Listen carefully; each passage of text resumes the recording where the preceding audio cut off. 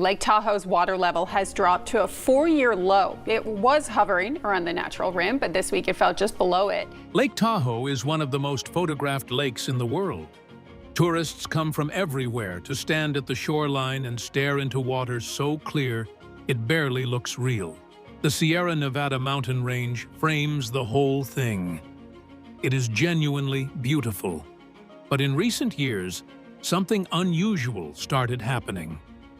Drought conditions across the American West caused water levels in Lake Tahoe to fall. As the shoreline retreated, divers began finding objects that had been hidden underwater for decades. Old vehicles, lost equipment, debris from another era. And then in September 2025, for the first time in human history, a camera finally reached the deepest point of Lake Tahoe. And what it found left everyone shocked. So what did the divers discover at the bottom of Lake Tahoe? And what does it reveal about the secrets this lake has been hiding for decades? Before we get into it, we need to understand what makes this lake so mysterious in the first place. A lake built different. To understand why Lake Tahoe keeps secrets better than anywhere else on Earth, you need to understand what it actually is. Because this is not a normal lake. Tahoe sits at 6,225 feet above sea level, straddling the California-Nevada border. It is the largest alpine lake in North America, the second deepest lake in the entire United States. At its deepest point, the lake bed is 1,645 feet below the surface. The water at the bottom sits at a near constant 39 degrees Fahrenheit, year-round, no matter how hot it gets outside. It never warms, it never really moves. The basin itself was formed by geological faulting millions of years ago. A central block of land collapsed between two fault lines, creating a near-vertical underwater trench. The walls drop almost straight down. There are no gentle slopes here, no gradual shallowing. You go from beach to abyss in a remarkably short distance. And then there is the clarity. Lake Tahoe is one of the clearest large freshwater bodies in the world. Near the surface, visibility regularly reaches 60 to 70 feet. The granite basin contributes almost no nutrients. Cold temperatures slow biological activity. The water is, by most measures, extraordinarily pure, which is exactly what makes what happens at depth so remarkable. Because anything that sinks below 1,000 feet in Lake Tahoe effectively disappears from the known world. The cold halts decay. The pressure prevents gases from escaping. The darkness eliminates any light-driven chemistry that might break things down. Whatever goes down there enters a kind of suspended state. And it stays that way for a very long time. For generations, no one had any way of knowing what that actually meant.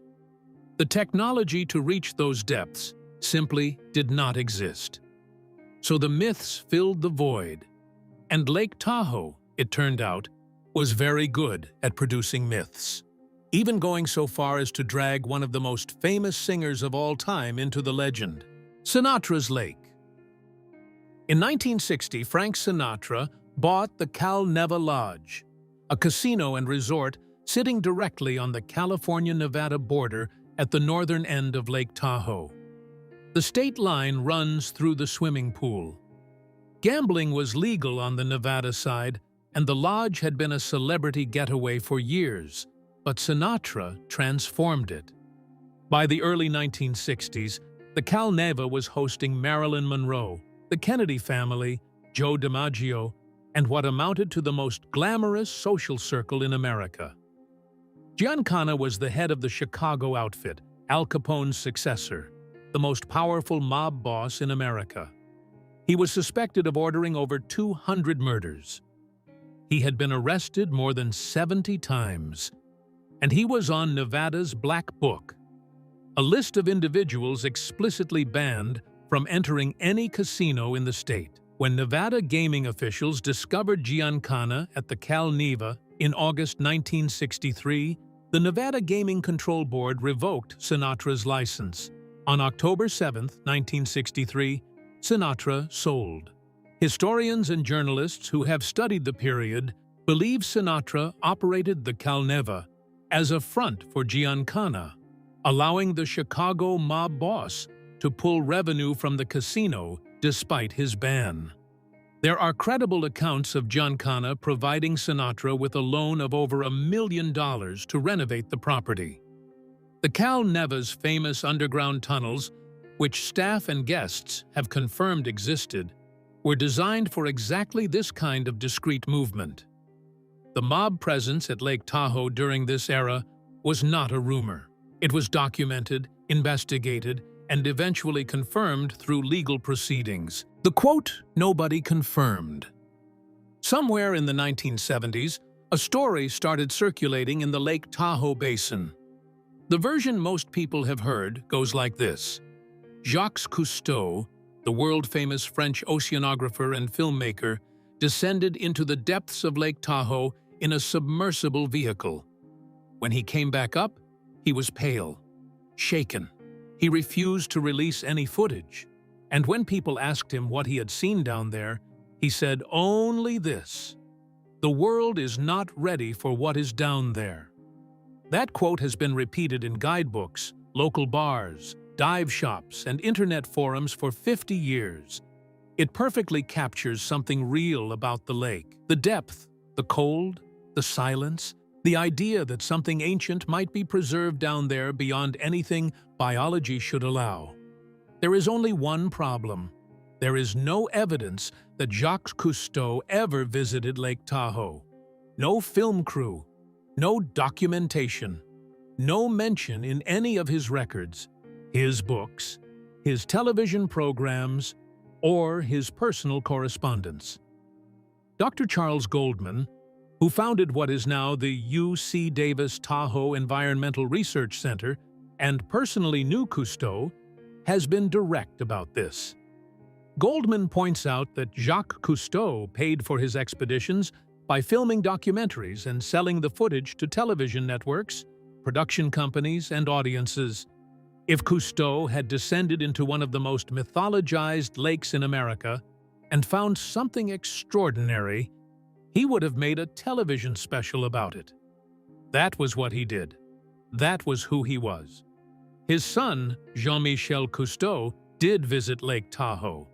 That was for a speaking engagement in 2002. Not a dive. A lecture. So the quote is almost certainly fabricated. But here is what makes it interesting. It is not arbitrary. The legend of Cousteau emerging pale and silent from Lake Tahoe did not appear out of nowhere. It attached itself to a lake where the conditions for exactly that kind of discovery genuinely exist. The chemistry, the depth, and the cold, all of it is real. People told mysterious stories about the lake for years because it seemed full of secrets. But until recently, nobody knew what really happened to the things that sank into its deep waters. 17 years down. In July 1994, a 44-year-old man named Donald Windecker went scuba diving off Rubicon Point on the western shore of Lake Tahoe. He was diving with a friend. They planned to reach a depth of about 100 feet. Somewhere near the end of the dive, something went wrong. Windecker had trouble with his equipment and began to sink. His partner tried to help, but was running out of air and had to surface. Windecker kept going down. He was reported missing that day. Search and recovery operations found nothing. The case went cold. His family waited. 17 years later, in July 2011, a team of technical divers went exploring Rubicon Point. They were using mixed gas equipment, which allows safe descents to around 350 feet. They found a body lodged in a rock crevice in the wall at 265 feet. As El Dorado County's sheriff, Sergeant Jim Byers, later described, the body was still wearing the original wetsuit, weight belt, air tank, and gear from the day Windecker disappeared. Dental records confirmed the identification. Windecker's remains, Sergeant Byers told reporters, were in amazing physical condition, 17 years, and the lake had barely touched him. This is not a myth. This is a documented case history, and the science behind it is straightforward. At 265 feet, the water temperature in Lake Tahoe sits near 35 degrees Fahrenheit. At that temperature, bacterial decomposition slows to an almost complete halt. The pressure at depth keeps gas from forming inside tissue, which is what normally causes bodies in water to float and eventually surface. The cold also prevents the growth of the microorganisms that consume soft tissue in warmer environments. Under these conditions, the lake essentially functions as a refrigerator. And here is the part that shocks you. Windecker was found at 265 feet. Lake Tahoe reaches 1,645 feet. If the cold does what the science says it does at 265 feet, what might be sitting undisturbed in the blackness at 1,000 feet? At 1,400 feet? At the very bottom? For decades, that was a question no one had any way of answering. And while the deep water kept its secrets, a different kind of problem was building in the shallows. 25,000 pounds of secrets. Colin West is a filmmaker turned conservationist who grew up near Lake Tahoe. During a filming trip in Belize, he witnessed the scale of ocean plastic pollution, and he came home with a question. What was sitting at the bottom of his own lake? In 2019, he founded Clean Up the Lake and started doing survey dives. What he found confirmed his worst suspicions. In May 2021, he launched an unprecedented project, scuba diving the entire 72-mile perimeter of Lake Tahoe, from the surface down to 25 feet deep, to document and remove whatever was down there. The operation took months. Teams of divers were pulling 50 to 100 pounds of trash per diver almost every single time they went out. When it was done, the total came to 24,756 individual items, weighing 25,281 pounds. Some of it was expected. Aluminum cans, over 4,500 of them. Plastic bottles, sunglasses, fishing gear, the ordinary archaeology of millions of tourists over decades. But some of it was not ordinary at all. Entire lampposts, engine blocks, no littering signs, and more than 400 items too heavy to bring up in a single dive, items the teams had to mark with buoys and return for. West has been careful and precise about what his teams found and where.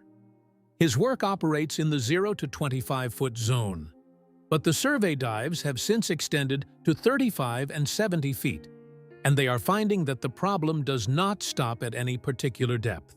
It keeps going. Each new depth reveals a new accumulation. The further down you go, the older and stranger the material becomes. West's work only covered the shallow depths. For the real depths, a different kind of machine was required. First eyes at the lake bed on September 5th, 2025, for the first time in human history, a camera reached the bottom of Lake Tahoe. The machine was an ROV called Deep Emerald, nicknamed Emmy, built specifically for this mission by restoring the Lake Depths Foundation in partnership with the Tahoe Fund. She cost nearly $50,000 to build. Deep Emerald carries 8 thrusters, powerful LED lights, a 4K camera, and a fiber optic tether nearly 2,000 feet long. This allows researchers on the surface boat to watch the descent in real time. Lindsay Kopf, the Foundation's founder and executive director, piloted the ROV herself. Deep Emerald, or as it is often called, Emmy, descended nearly 1,600 feet to the true lakebed, just slightly south of Tahoe City. It is one of the deepest points in the entire lake. The whole thing was live-streamed to the public. Thousands of people watched in real time. What they saw was not the graveyard the legends promised. At 1,570 feet below the surface, the camera showed a dark, still world of fine sediments and silt, arranged in patterns that researchers compared to a star field. The formations are caused by gentle, deep currents, centuries of material settling slowly from the watershed above. Sudeep Chandra, a limnology professor from the University of Nevada, Reno, was part of the science panel during the live stream. He described the deep lake bed as essentially undisturbed, a place where sediment had been accumulating and settling without significant disruption for thousands of years. Caroline Grossman from the Restoring the Lake Depths Foundation addressed the body question directly during the event. The answer is no, she said. That is a myth. No Tahoe Tessie, no frozen mob victims, no Victorian-era corpses in ceremonial dress. The bottom of Lake Tahoe, at least the portion Emmy crossed over in 12 minutes of footage, appeared barren. But the dive answered one question while raising several others. Emmy covered roughly 400 to 500 meters of lake bed. The lake itself is 35 kilometers long and 19 kilometers wide. The total lake bed is enormous. What Emmy saw was a single narrow corridor through the dark. And the science of what happens to material at those depths, the cold, the pressure, the lack of oxygen, is still very much real. The clarity is lying. While the legends distracted everyone with the deep water, something measurable and documented was happening closer to the surface. UC Davis has been measuring Lake Tahoe's water clarity since 1968 using a device called a Secchi disc, a white plate lowered into the water until it disappears from view. The depth at which it vanishes is the measure. In 1968, the depth averaged 97 feet. The lake was extraordinarily clear. From the 1960s through the 1990s, the lake lost roughly 1 foot of clarity per year. Development was the culprit. Fine sediment from construction and erosion. Polluted stormwater runoff from the roads and parking lots being built to service the casino boom. By the late 1990s, visibility had dropped to around 70 feet. Environmental regulators intervened, and regulations were tightened. Erosion controls were installed. The decline slowed. But it never recovered, and now scientists are not sure it can. In 2024, the annual average clarity measured just 62.3 feet. Summer averages that year dropped to 53.4 feet, among the worst readings ever recorded. But the lake today is warmer, more affected by wildfire smoke, and increasingly threatened by aquatic invasive species. Algae is growing where it did not before. Particles that reduce clarity are behaving differently than the old sediment models predicted. What is clouding the water now may not be the same thing that was clouding it in 1990, and the solutions designed for 1990 may not be the right ones for today. This is the real environmental story of Lake Tahoe, not a dramatic one-time disaster, a slow, ongoing degradation of something that was once genuinely remarkable. What the dark hole Emmy covered 12 minutes of the lake bed. The lake has 191 square miles of surface area. The math is humbling. What the dive confirmed was that the deep lake is accessible. For the first time, the technology exists to go there, to see it, to survey it systematically. The Restoring the Lake Depths Foundation is not finished. Deep Emerald has detachable arms designed to interact with the environment.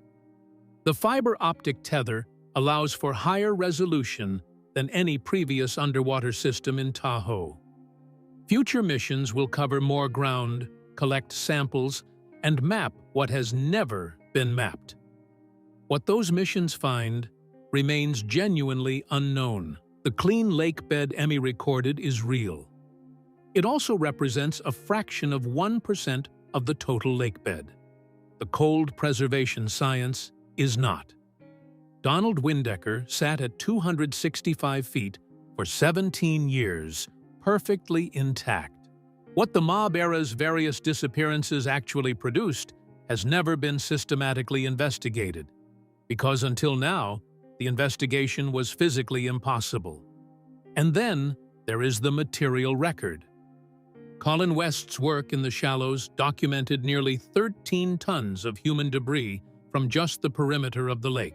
That work reached 70 feet at its deepest. The deeper surveys he is now conducting keep finding more material at every new depth level.